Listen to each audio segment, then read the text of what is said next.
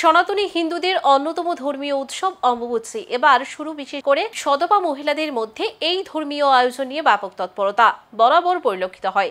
বিভিন্ন আঞ্চলিক ভাষায় এই অম্বুবাচী উৎসব গোটা দেশের বিভিন্ন জায়গায় পরিচিত বিভিন্ন নামে। সনাতনী হিন্দুদের অন্যতম ধর্মীয় উৎসব অম্বুবাচী এবার শুরু হয়েছে 22শে জুন দুপুর 2:57 থেকে এবং চলবে 25শে জুন রাত 3:21 পর্যন্ত।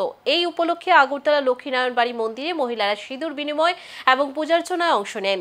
এক মহিলা জানান, স্বামীর এবং পরিবার ও সমাজের মঙ্গল কামনাতেই প্রতি বছরের মতো এবারও এই পুজোয় অংশ নিয়েছেন।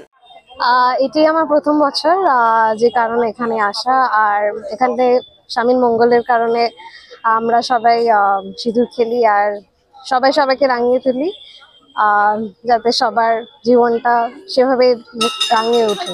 ওই কারণেই আসি। আজকের দিনটা কি? আজকে অম্বুবাচী পালিত হয়।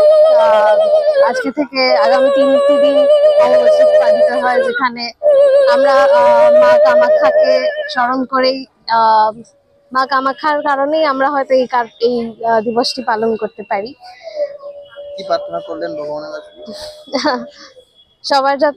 সবাই যাতে ভালো থাকুক, আর স্পেসিফিক্যালি যেহেতু এটা স্বামীর মঙ্গলের কারণে হয়, তো সবাই পরিবার যাতে ভালো থাকে সেটাই প্রার্থনা করলাম।